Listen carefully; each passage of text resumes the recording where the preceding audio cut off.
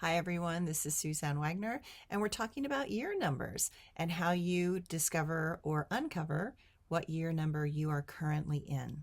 So, what we do is we take the month number, the day numbers, and we add them all together, and then you add the year 2024.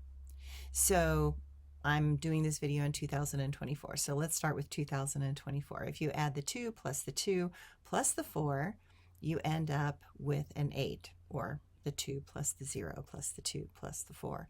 You get an 8. So that means 2024 is the number 8, it has as a frequency of energy.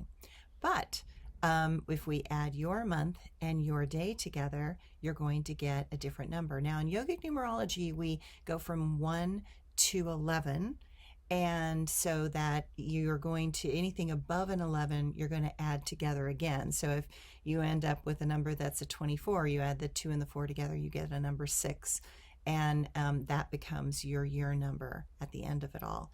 So, but most of the time, you're going to be trying to get the number below an 11. So let's pretend you were born January 10th, but then we're in the year 2024. So you're going to add the 1 plus the 1 plus the 0 plus the 2 plus the 2 plus the 4. So it's always easier for my brain if I just start with the year. So that's an 8. And then you add a 1 and a 1 and a 0. So that's going to be a 10, which means that if you were born January 10th, if you were born January 10th in the year 2024, you're going to be a 10 or a 1 energy. Now, this is the other thing that becomes interesting in yogic numerology, that there are numbers from 1 all the way up to 9 that are single digits, but then we have two numbers, the 10 and the 11, that are double digits, which means that those numbers can either fall into the lower number, which means if you have a 10, you add the 1 and the 0 together, you get a number 1. Or if you add the 1 and the 1 together in the number 11, you end up with the number 2. Now, collapsing those numbers is not advised, and so that's what we want to look at. So what I find is if you're in a 10-year, you want to look at both sides. You want to look at the number 1 and you want to look at the number 10. And sometimes you'll find in that year you're actually doing both. You're kind of vibrating between the 1 and the 10. But the more conscious you can become over a choice in that matter, the better, because the number 1 is about humility, the number 10 is about power. How can we do power humbly? How can we do it authentically? How can we do it in a very real sort of way? That would be highly advised, rather than do power from kind of a pompous, arrogant sort of place.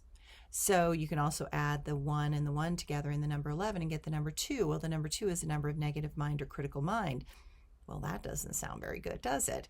So you maybe don't want to be so critical, and maybe you want to stay alert to if you're being condescending or critical of other people or short-tempered, and instead vibrate to the number 11, which is about transformation and transcendental and kind of stepping outside of what your mind wants, which is the number 2, and instead looking at the higher vibration of the overview of the number 11.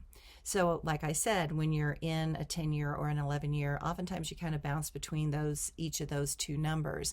But the suggestion is to become conscious and go, I could be being really negative right here, but what's the bigger overview pattern?